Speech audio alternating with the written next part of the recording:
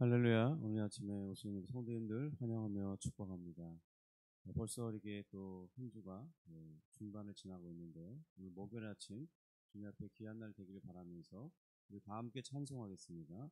찬송가 491장, 491장 저 높은 곳을 향하여 찬양하겠습니다.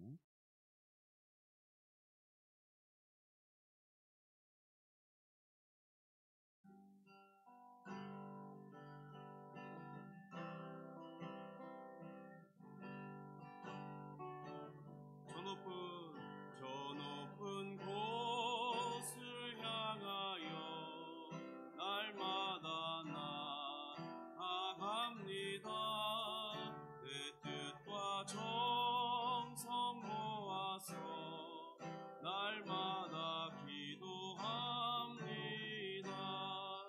내 주여 내 발 붙드사 그곳에 있게 하소서. 그것은 빛과 사랑이 언제나 넘치옵니다.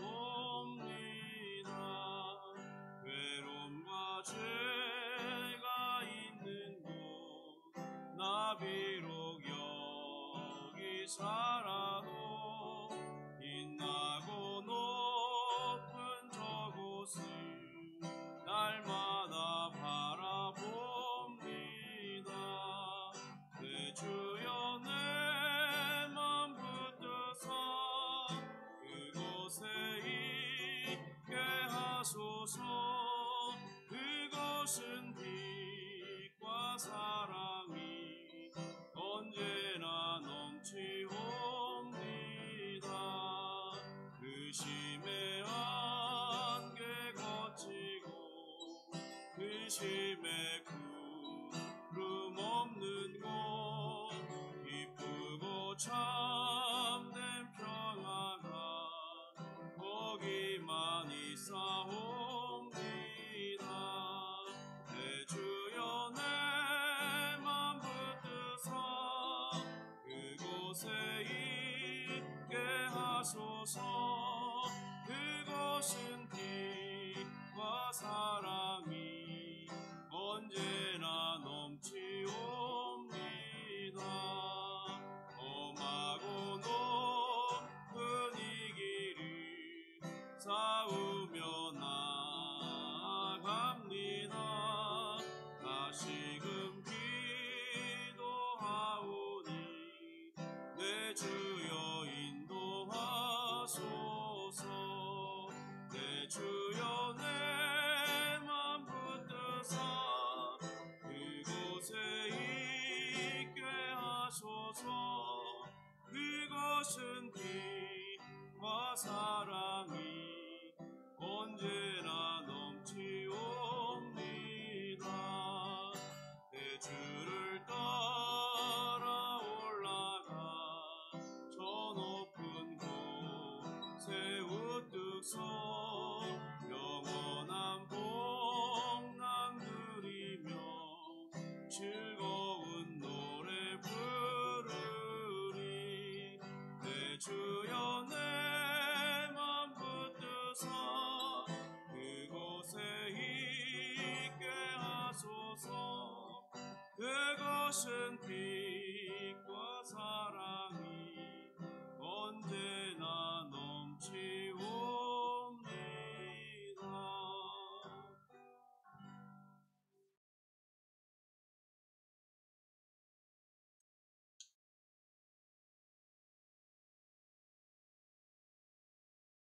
우리 사도신경으로 우리 신앙을 고백하겠습니다. 전능하사 천지를 만드신 하나님 아버지를 내가 믿사오며 그 외아들 우리 주 예수 그리스도를 믿사오니 이는 성령으로 잉태하사 동정녀 마리아에게 나시고 본디오 빌라도에게 고난을 받으사 십자가에 못 박혀 죽으시고 장사한 지 사흘 만에 죽은 자 가운데서 다시 살아나시며 하늘에 오르사 전능하신 하나님 우편에 앉아 계시다가 저리로서 산자와 죽은 자를 심판하러 오시리니 성령을 믿사오며 거룩한 공예와 성도가 서로 교통하는 것과 죄를 사하여 주시는 것과 몸이 다시 사는 것과 영원히 사는 것을 믿사옵나이다. 아멘. 우리의 좋으신 하나님 아버지를 찬송하며 감사를 드립니다. 오늘 이 아침에도 우리에게 또 하루라는 생명을 허락해 주시고 여전히 우리 마음 가운데 믿음이 있고 그리스도를 향한 그 주로 고백하는 신앙이 있고 또 이 땅을 살고자 하는 욕망을 주시니 감사합니다. 주님 우리에게 건강을 허락해 주시고 또 우리가 만나는 많은 사람들을 생각할 때 저들을 전도하며 저들에게 좋은 영향을 끼치기를 원하는 소원도 주시니 감사합니다. 하나님 아버지, 오늘 비록 우리가 부족하지만 연약한 것들이 있겠고 실수하고 넘어지고 자빠지고 죄의 유혹에 빠질 때도 있겠지만 우리 주님께서 결코 우리를 놓지 아니하시고 선한 길로 인도하시고 자신의 구원의 완성을 향하여 이끌어 가실 것을 생각하면서 주님, 우리도 주님을 따라 살기를 살아가는 그런 백성들이 되도록 인도해 주시옵소서. 주님 말씀 중에 주의 진리를 깨닫고 또한 그 깨닫는 가운데 기뻐하고 감사하고 소망할 수 있도록 도와주시옵소서. 감사하며 예수님의 이름으로 기도합니다.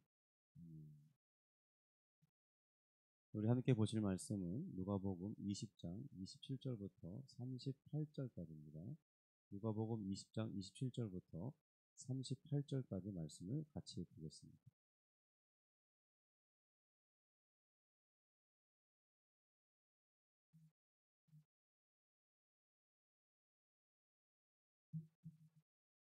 누가복음 20장 27절부터 38절 말씀을 함께 합독합니다. 부활이 없다고 주장하는 사두개인 중 어떤 이들이 와서 물어 이르되 선생님이여 모세가 우리에게 써주기를 만일 어떤 사람의 형의 아내를 두고 자식이 없이 죽으면 그 동생이 그 아내를 취하여 형을 위하여 상속자를 세울지니라 하였나이다. 그런데 칠형제가 있었는데 마지가 아내를 취하였다가 자식이 없어 죽고 그 둘째와 셋째가 그를 취하고 일곱이 다 그와 같이 자식이 없이 죽고 그 후에 여자도 죽었나이다.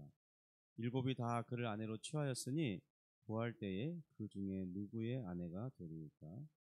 예수께서 이르시되 이 세상의 자녀들은 장가도 가고 시집도 가되 저 세상과 및 죽은 자 가운데서 부활함을 얻기에 합당히 여김을 받은 자들은 장가 가고 시집 가는 일이 없으며 그들은 다시 죽을 수도 없나니 이는 천사와 동등이요 부활의 자녀로서 하나님의 자녀이니라.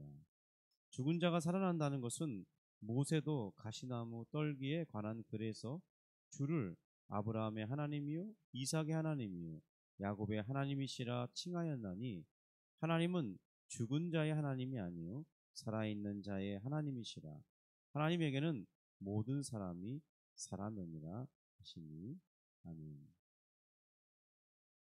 제가 한 주간은 세미나 갔다 오고 약 3주간 지금 말씀을 다루고 있는데 타이틀은 신자의 참된 소망, 몸의 부활, 그리고 천국 생활을 어떻게 하게 될 것인가 그런 타이틀을 붙이고 지금 말씀을 전하고 있습니다.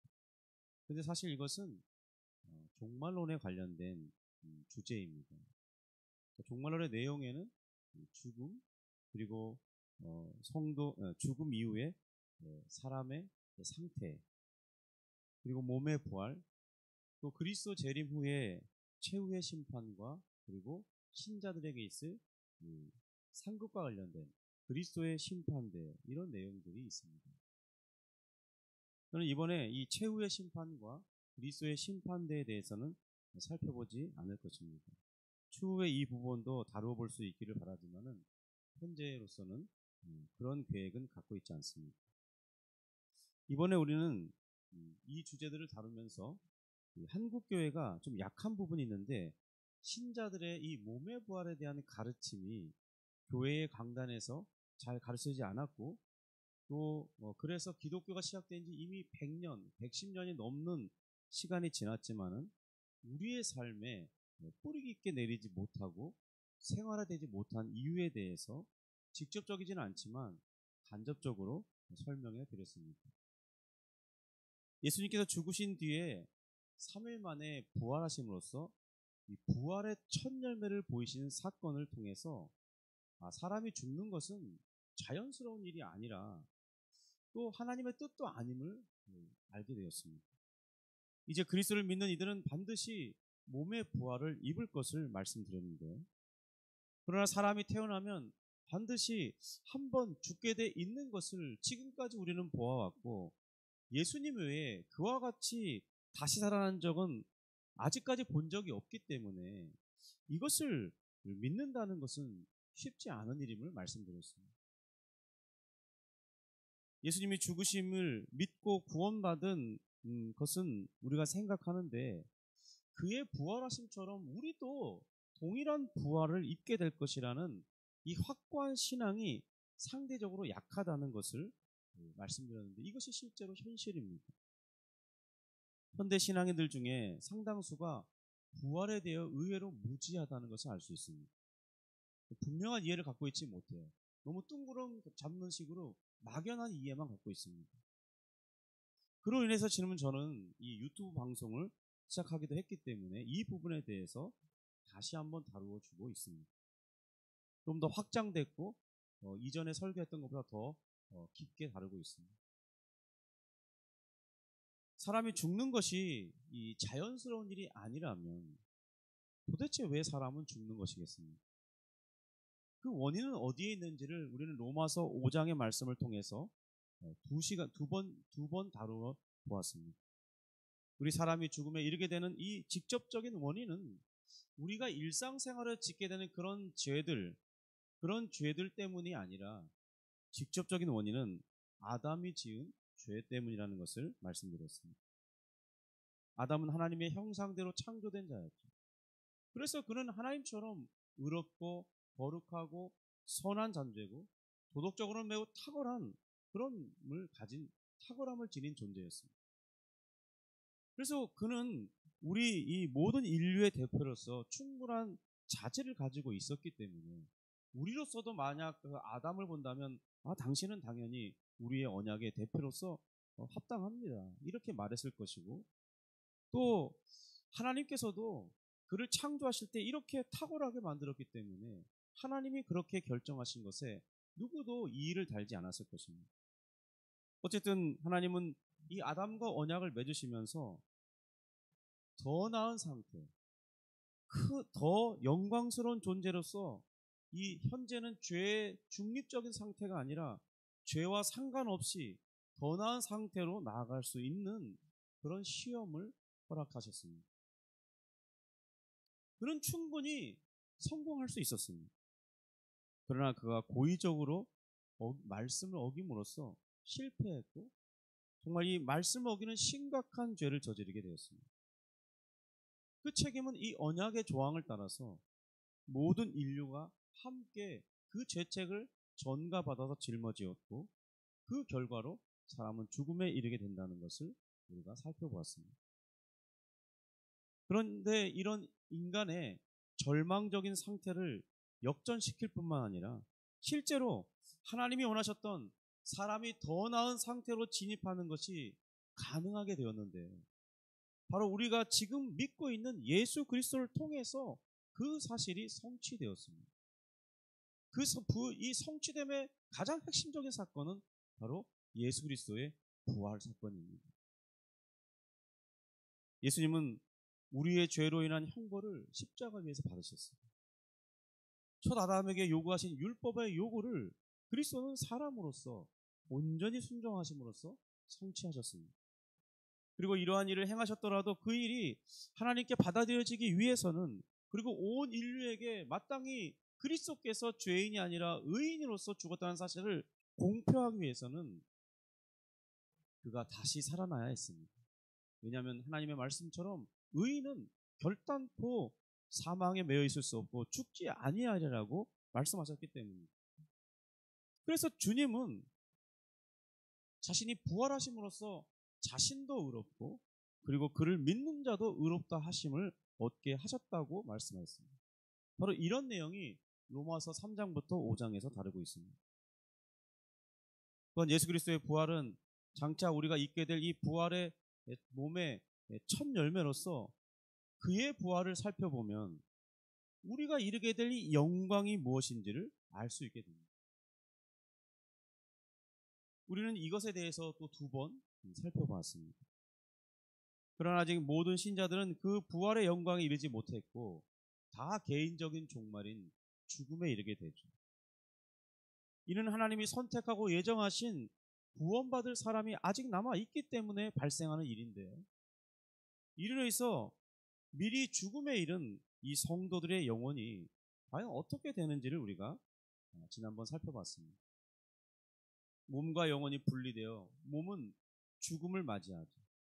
그러나 영혼은 결단코 죽지 않도록 창조되었기 때문에 구원받은 하나님의 자녀들은 그 영혼이 즉시로 주님께서 계신 하늘나라로 옮겨진다고 우리가 배웠습니다. 우리가 말하는 그 천국, 주님께서 누가복음 22장에서 말씀하셨던 낙원, 23장에서 말했죠. 그리고 사도 바울은 그것을 셋째 하늘이라고 칭하였던 그 하늘, 천국, 우리 영혼은 그곳에 즉각적으로 가서 안식과 기쁨과 평화와 위로를 맛보게 되는 것입니다. 지금 영혼으로 있는 이 천국에서 과연 영혼은 어떤 상태로 있게 되는지 어제 잠깐 살펴봤습니다. 그들은 이 분명한 의식을 가지고 있고요. 서로 의사소통을 할 수도 있고 자신들의 이 몸의 부활을 고대하고 있으면서 살고 있다고 말씀드렸습니다. 이 주님의 재림과 그 후에 있을 최후 심판인 이 백보자 심판, 그리고 이 그리스도인들의 상급을 주실 그리스도의 심판대는 이번에 다루지 않기로 했는데, 우리가 장차 부활의 몸을 입고 새 하늘과 새 땅에 들어가게 된다면 과연 우리는 어떤 삶을 영위하게 될 것인가, 몇 가지를 다루어 보고 싶은데 막상 이 작성하다 보니까 이제 배운 것을 정리하고 또 설교로 만들다 보니까 이 내용이 엄청나게 방대하다는 것을 알게 됐습니다. 그래서 여러 가지를 다룰 수 없을 것 같고 오늘은 한 가지 주제만 다뤄보려고 합니다. 그 첫 번째로 오늘 우리가 읽은 이 본문을 근거로 해서 살펴볼 때 궁금한 점이 하나 생깁니다. 과연 천국에서 시집도 안 가고 장가도 안 가는데, 그렇다면 천국에 가면 우리가 이 땅에서 맺어져 있던 이 가족 관계는 어떻게 되는 것이겠습니까? 그 관계가 과연 유지되는 것일까요? 실제로 많은 성도들이 이러한 것에 궁금함을 가질 것입니다. 정말 우리가 천국에 가면 나의 아빠를 아빠로 알아볼까? 나의 엄마를 엄마로 알아볼까? 친구들은, 교회 안에서의 공동체 식구들은. 그래서 이런 것에 대해서 우리가 질문해보고 성경을 근거로 답을 가질 필요가 있는 것입니다. 그럼 여러분, 과연 우리는 이것에 대해서 어떻게 답변할 수 있겠습니까? 이 질문에 대답하기 위해서는 우리는 천국에 대한 오해가 있음을 전제하고 접근해야 됩니다. 우리가 장차 천국에 들어가면 결혼을 하지 않고 천사와 같이 될 것이라고 해서 이 땅에 있었던 이 모든 인간관계가 해체되고 오직 하나님과 하나님을 중심으로만 하는 그런 관계만 남아있을 것이라고 생각하는 것은 잘못되었다는 것입니다. 하나님을 중심으로 오직 일방향성, 하나님께서 우리와 하나님, 이 수직적인 관계는 없는, 인간들 간의 이 상호 관계는 없는 것이라고 생각해서는 안 된다는 것입니다. 우리 결혼제도가 폐지되는 이유는 그것이 잘못되었거나 선하지 않기 때문에 천국에서 중단되는 것은 아닙니다. 처음에 제가 사람과 세상에 들어오기 전에 이미 하나님께서 아담을 통해서 결혼제도를 허락하시고 가정을 창설하셨죠. 그래서 이 남자와 여자를 결혼을 통해서 가정을 이루도록 해주셨습니다. 그것은 또한 하나님의 뜻의 실현이었죠. 그러니까 그때는 선했지만 이제 새하늘과 새 땅에서는 가족관계가 선하지 않아서 폐지된다, 그런 뜻으로 해석될 수는 없다는 점입니다. 사도 바울의 경우도 이 남자와 여자의 결혼이 믿음의 자손을 낳기 위한 목적도 있지만 개인적인 우리가 가진 이 성적인 욕망, 욕구를 충족시키기 위해서도 의미가 있다고 가르쳤습니다. 고린도전서 7장 2절부터 3절의 말씀인데요. 음행을 피하기 위하여 남자마다 자기 아내를 두고 여자마다 자기 남편을 두라. 남편은 그 아내에 대한 의무를 다하고 아내도 그 남편에게 그렇게 할지니라. 그렇지만 사도 바울은 계속해서 이런 너희의 그 욕구에서 너희가 스스로 자유할 수 있다면, 그것이 온전히 통제될 수 있다면 그러면 자유하는 것도 좋다고 말씀했습니다. 그러니까 주님께서는 천국에서의 이 가족 관계를 말씀하실 때 어떤 개인의 욕구 충족을 위한 남자와 여자를 구하는 관계를 초월하게 될 것이라는 점을 말씀하셨다고 보는 것이 맞습니다. 이제 천국에 들어가서는 서로의 관계가 개인적인 필요에 의해서 형성되는 것이 아니라 이제는 누군가에게 더 큰 기쁨이 되기 위한 그런 관계의 변화가 일어나는 것이죠. 그러니까 지금 현재 우리가 살아가는 이 모든 관계보다 한 단계 훨씬 비교할 수 없이 더 나은 단계로 나아가게 되는 것을 말하고 있는 것입니다. 그렇기 때문에 하나님 나라에서 이 결혼 제도는 유지되지 않게 되지만 남녀 간의 관계나 또 혹은 혈연적으로 묶어진 이 근본적인 인간 관계성은 여전히 유지된다고 보는 것이 바른 관점이라는 거죠.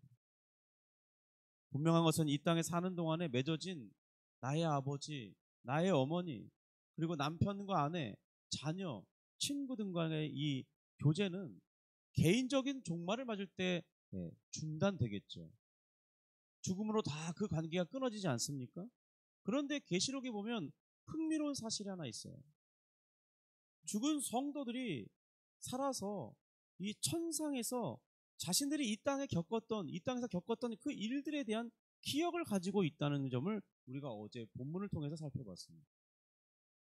그리고 이 땅에 남아있는 이 자신들의 형제자매, 그리고 교회의 공동체, 그들을 위해서 그들이 기도하고 있어요. 하나님, 언제까지 저들을 신원해 주지 않겠습니까? 이렇게 기도하고 있다고 계시록이 기록하고 있잖아요. 그러니까 이들은 이 죽은 이후에도 계속해서 이 관계에 대한 인식이 그대로 남아 있다는 것입니다.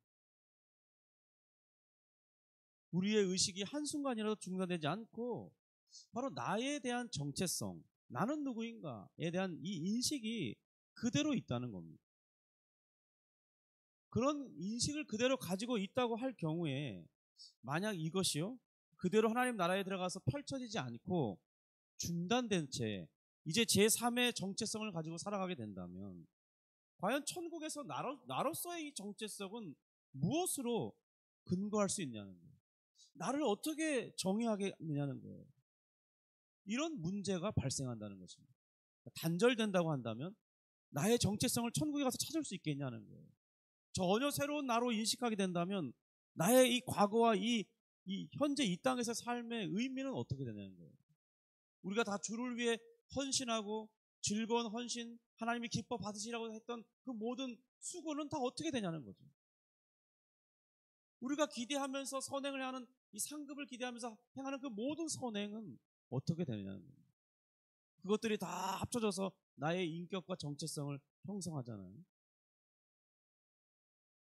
우리 사람은 나라는 이 정체성을 가질 때 나를 나로 인식하게 하는 자아도 있습니다. 그러나 동시에 다른 사람들과의 맺어진 이 관계성에서도 나의 정체성을 찾습니다. 나는 누구인가 이렇게 물을 때 나는 한편으로는 우리 부모님의 자녀이죠. 우리 부모님의 사랑받는 자녀였습니다. 또 나는 나의 사랑하는 아내의 남편입니다. 내 자녀들의 아빠죠. 교회에서는 목사이고 친한 친구들 관계에서는 여전히 친구입니다. 이렇게 타인과의 관계에서 형성된 나로서의 인식도 분명히 있다는 거죠. 그런데 천국에 들어갔는데 이 모든 인간관계가 해체됐어요.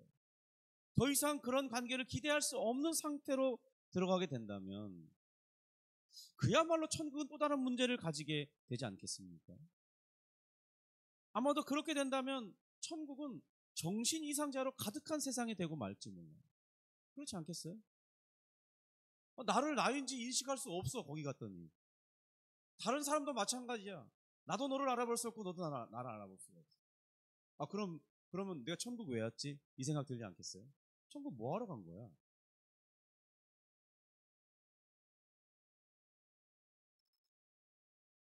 우리가 어제 아침 말씀에도 잠깐 살펴보았지만 우리가 이 땅의 삶의 종말을 맞이해도 그 의식이 중단되지 않고 사고의 판단과 감정이 그대로 유지된 채 나의 정체성이 보존된다는 것을 계시록을 통해서 살펴봤습니다.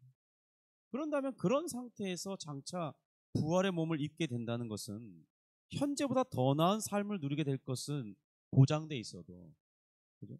그런 근본적인 인식이 해체되거나 훼손되는 방식으로 진행되지 않을 것이라는 점은 우리가 예상해 볼 수 있다는 것입니다. 죽음으로 인해서 일시적으로 교제는 중단되지만 부활의 때가 되면 중단되었던 그 교제가 회복될 뿐만 아니라 이 땅에서는 우리의 관계가 다 불완전하잖아요. 그래서 서로 상처를 주고 상처를 받지 않습니까? 그런 관계가 아니라 이제 이상적인 완전한 자신뿐만 아니라 모든 사람들에게도 만족을 주는 그런 좋은 관계에 발전된 상태로 천국 생활을 하게 될 것이라는 점입니다. 만약 그렇지 않다면 우리에게 부활이 더 나은 점이 과연 무엇이겠습니까? 상처받는 지금이나 황량한 인간관계로 사는 천국이나 답답한 것은 마찬가지 아니겠어요? 오늘 우리가 읽은 이 본문의 내용이 마태복음 22장에서도 기록하고 있습니다. 그런데 그 마태복음 22장에 보면 그 말씀 기록한 이후에 예수님께서 이 땅에서 가장 큰 계명이 무엇이냐고 말씀하시냐면 첫 번째로는 하나님을 사랑하는 것이라 했습니다. 또 그런 것과 분리될 수 없이 이웃을 사랑하는 것이 중요하다고 말씀했어요. 놀라운 점은 예수님이 부활하신 후에 이 제자들을 만나실 때 죽기 전에 그들이 나누었던 스승과 제자의 관계 그대로 만나셨다는 점입니다. 드디어 부활 이후에는 더 친밀하고 영광스러운 관계로 주님이 함께 하셨어요. 제자들은 주님과의 이 연속성을 가진 상태에서 선생 대신 주님을 만났죠. 그렇다면요, 장차 우리가 부활하게 되면 이 부활하게 된 그 이후의 삶에 대한 중요한 암시를 보여준다는 것입니다. 그러하기 때문에 우리는 현재 나와 관계된 사람들과 더 좋은 관계를 맺어야 하는 것이 요구되는 것입니다. 왜냐하면 내가 이 땅에서 좋은 관계를 맺을수록 천국에서는 더 좋은 관계가 되는 거예요. 그런데 우리가 이 땅에서 불편한 관계가 되면 천국에 가서 더 좋은 관계를 만들 때 물론 해소는 되겠지만 그 기억은 있을 거라는 거예요. 그 기억이 우리에게 상처를 가져다 주는 건 아니지만 흔적은 있을 거라는 겁니다. 마음이. 기억 저편에 이렇게 그것이 나에게 아무런 영향을 끼치지 않을 만큼 잠재돼 이게 덮어져 있겠지만 그러나 그 기억 자체가 사라지는 건 아니라는 거예요. 그런 것을 감안할 때 우리가 이 땅을 살 때 정말 사랑하며 살기에도 부족하다는 것입니다. 그런데 미워하며 살며 서로 질시하면서 다툼 가운데 사는 것이 마땅하겠습니까? 우리가 이전에 어제까지는 실수했을지라도 오늘과 내일은 우리 서로 관계 맺은 모든 사람들과 더 사랑하는 관계로 사는 것이, 더 사랑하는 관계로 발전되는 것이 이런 천국 생활을 생각해 볼 때도 마땅함을 알 수 있습니다. 천국에서 우리가 사랑하는 사람을 만나는 것이 바람직하지 않습니까? 그렇게 묻는다면 네, 그렇죠. 그것은 바람직할 뿐만 아니라 지금과 비교할 수 없이 충만하고 완전하고 만족스러운 관계가 될 것이라고 기대하는 것은 우리가 천국 생활을 향할 때 마땅하다는 것입니다.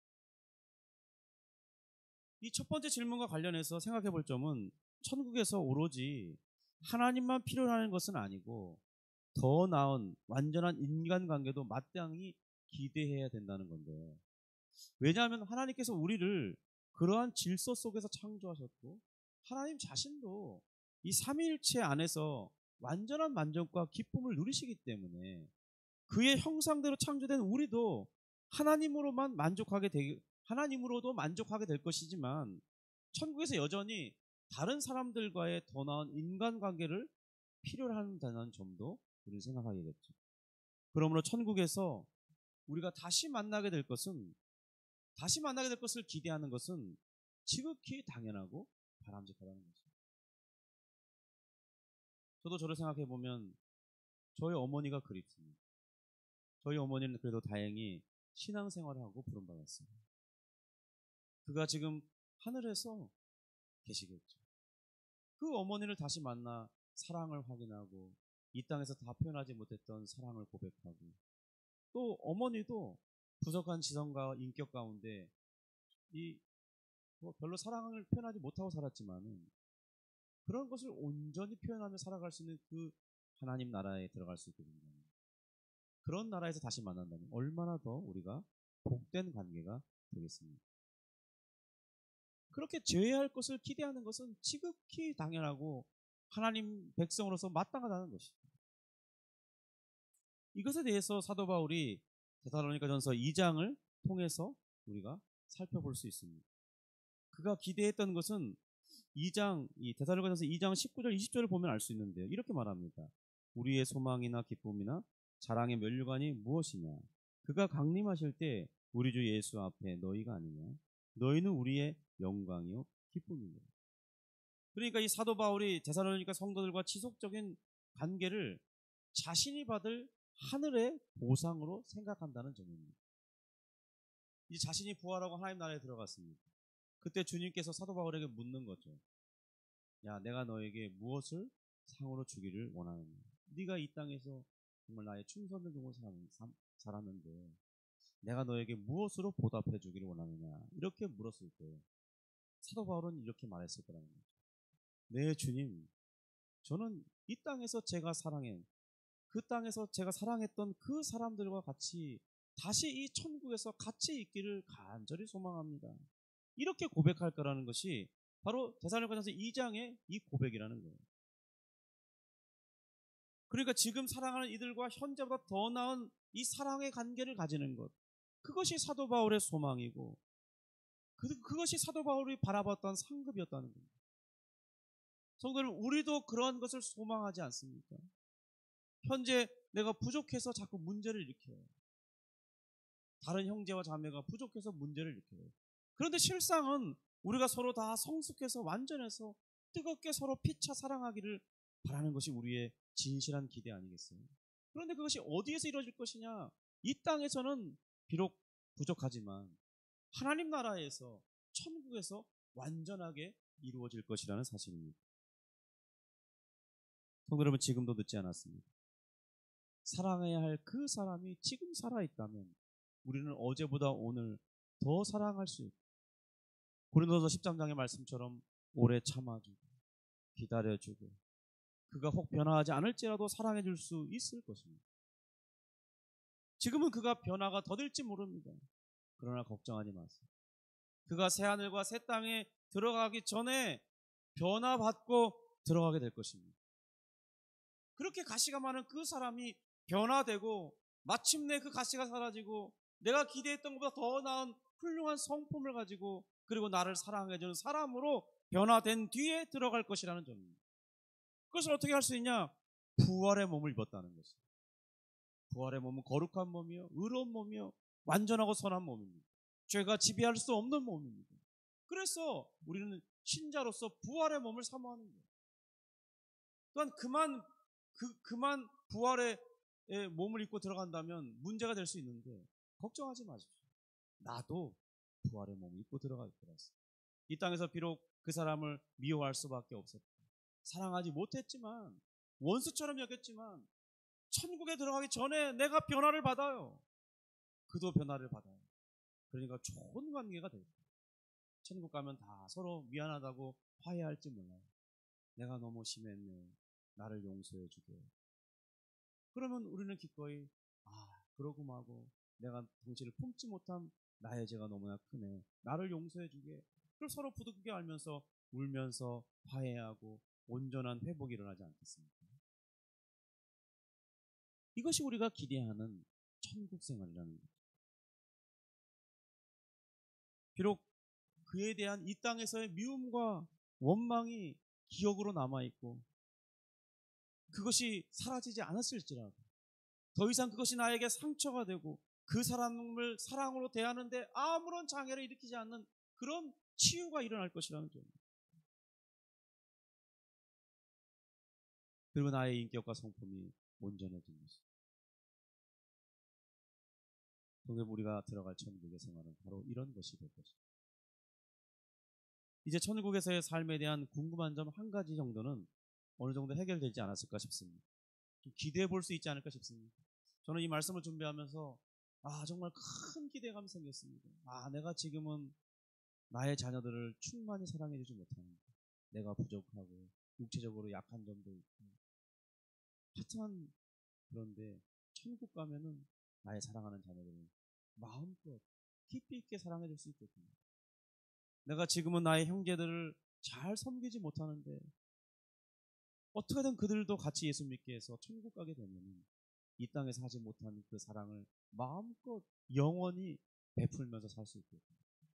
그런 생각이 들면서 참으로 기대감이 생겼습니다.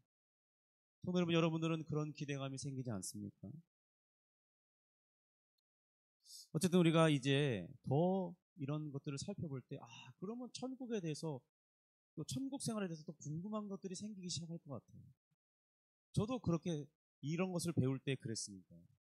예를 들면 이런 것들을 우리가 질문해 볼 수 있을 것 같아요. 그러면 천국에 가서 우리가 저 이 땅에서 공부를 잘 못했는데요. 저도 영어를 잘 못하거든요.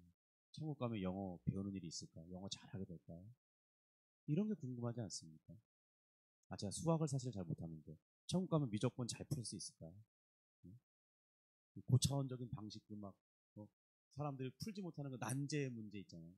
밀레니엄 문제라고 해서 그런 거 풀어볼 수 있지 않을까? 할 수 있겠습니까? 어떻게 할 수 있겠을까요? 이런 게 궁금해지는 거죠. 디테일하게. 또 예를 들면 천국은 영원히 사는 것이라는데 혹시 그 천국 사는 생활이 지겨워지거나 지루해지지 않을까요? 이런 것이 궁금하지 않습니까? 오늘 이 말씀을 근거로 할 때 이 땅에서 좋지 못한 인간관계를 맺었던 그 나쁜 기억이나 슬픔과 상처는 그럼 천국에서는 어떻게 되는 것입니까? 그게 사라지는 걸까요? 지워지지 않는다면 그럼 어떻게 변하는 겁니까? 또는 우리 몸이 부활하게 된다는데 그러면 우리 지금 다 화장장례 치르는데 몸을 다 태워버리는데 그거 괜찮은 건가요? 그러면 장애로 태어난 사람은 어떻게 됩니까? 그러면 생각해보니까 또 확장되는 게 뭐냐면 영화로 태어나자마자 죽은 아이는 어떻게 되는 거예요? 저들은 부모님에 대한 기억이 없을 텐데 자신들의 엄마 아빠는 어떻게 알아볼 수 있죠? 장애를 가진 이들이 부활할 때 그 장애가 완전히 사라진 몸으로 부활한다면, 회복된 몸으로, 우리처럼 건강한 몸으로 부활한다면 그러면 저들은 자신의 정체성을 형성할 때 이 땅에서 다 장애 속에서 자신의 자아를 형성했을 텐데 그럼 천국 가서는 그 이질적인 걸 어떻게 하죠? 이런 궁금한 점들이 이렇게 자꾸 꼬리에 꼬리를 물고 생겨날 수 있다는 거죠. 하나님의 말씀을 배우는 것이 이런 것을 생각해보면 정말 재미있는 것 같습니다. 공부하는 게 즐거움이 되는 것 같아요. 혹시 성도님들은 아니십니까? 최 목사는 뭐 이렇게 길게 설교하나 그 생각만 하고 계시나요? 저도 이 준비하는 과정은 고달픕니다. 진짜 몇 시간씩 씨름을 해야 돼. 머릿속에 이해해야 설교할 수 있을 거 아니에요. 글을 다시 작성해야 되니까. 그런데 나눌 때는 참 행복합니다. 하나님의 나라를 아는 것, 진리 속에서 자유해지는 것, 이것은 정말 큰 기쁨을 가져다 주는데 우리 성도님들께서도 부디 이 말씀을 듣는 시간이 그런 시간이 되기를 주님의 이름으로 축복합니다. 혹시 제가 이 던져진 질문들 대해서 목사님 그거 답을 좀 알고 계시면 알려주시겠어요? 이렇게 영상 뒤에 리플을 달아주시거나 혹은 제게 문자나 어떤 연락을 주신다면 제가 기꺼이 잘 또 준비해봐서 이렇게 언젠가 시간을 가지고 다시 한번 이 강단에 서는 날이 있을 것이라고 생각합니다. 연락을 주세요. 연락 없으면 안 합니다. 주시면 해드리겠습니다. 기도하겠습니다. 하나님 아버지 감사합니다. 하나님께서 우리에게 주시는 것은 정말 우리가 상상하는 그 이상의 것들이 주어지는 것을 고백합니다. 우리가 이 땅에서 찾을 수도 없고 알 수도 없었던 하나님과 예수 그리스도를 알게 하시고, 또 우리가 예수님의 소식을 들을 때 많은 사람들이 거부하는데 웬일인지 우리는 거부하지 않고 그 사실을 진리라고 믿고 나를 위해 예비된 선물이라고 믿고 받아들이게 되었습니다. 그래서 우리는 정말로 하나님의 진노의 형벌에서 건진받고, 그것뿐만 아니라 의롭다함을 받고 거룩해지고, 또 주리 하나님의 자녀로 입양되고 이 땅에서도 하나님의 보호를 받고 또 저 땅에서도 영광과 권세와 복된 것을 누리도록 소망으로 약속해 주셨습니다. 이런 것을 아는 것만으로도 기쁜데, 지금 이제 우리가 장차 부활의 몸을 입고 하나님의 나라에 들어가 살게 될 것을 생각해 보니 더욱 마음에 큰 기쁨이 있는 것입니다. 주님, 우리가 이 땅에서 너무나 연약하기 때문입니다. 내 자신에게도 실망하고 내 형제와 자매에게도 실망하고 사랑하는 아내와 남편에게도 실망하고 자녀에게도 실망하고 미움이 있고 정말 답답함이 있고 때로는 그것을 참지 못해서 화를 내고 그러는 우리 자신이 이제 하나님의 나라에서는 그런 것들이 다 사라지고 온전한 사랑 가운데 온전한 기쁨 가운데 서로를 위하면서 살 수 있는 그 세상을 주신다고 하니 주여 우리에게 큰 기쁨과 격려가 됩니다. 소망이 됩니다. 주여 속히 오셔서 우리로 그 하나님의 나라를 누릴 수 있도록 허락해 주시옵소서. 오늘 아침에 기도할 때 그런 것을 간절히 바라보면서 주님 정말 그것이 나의 참된 소망입니다 고백하면서 주님 믿음으로 간구하고, 또 오늘 이 땅에 우리를 살게 하시오니 우리에게 주신 이 사명을 이루기까지 주여 충성되게 한 걸음 한 걸음 걸어가며 넘어지지 않고 또 자빠지지 않도록 노력하되, 혹 그럴지라도 우리 주께서 다시 일으켜 세워주실 것을 믿으며 이 길을 기쁨으로 걸어가기 원하오니 주여 은혜를 베풀어 주시고 우리에게 힘을 더하여 주옵소서. 이 아침에 잠시 기도할 때 기도의 능력을 더하시고 성령으로 충만케 하셔서 우리 하나님이 원하시는 기도를 아뢰고 우리 마음의 소원을 아뢰며 응답받는 신앙생활 할 수 있도록 역사해 주시옵소서. 감사하며 예수님의 이름으로 기도합니다. 아멘. 하늘에 계신 우리 아버지여, 이름이 거룩히 여김을 받으시오며 나라가 임하시오며 뜻이 하늘에서 이룬 것 같이 땅에서도 이루어지이다. 오늘날 우리에게 일용할 양식을 주옵시고 우리가 우리에게 죄 지은 자를 사하여 준 것 같이 우리 죄를 사하여 주옵시고 우리를 시험에 들게 하지 마옵시고 다만 악에서 구하옵소서. 대개 나라와 권세와 영광이 아버지께 영원히 있사옵나이다. 아멘.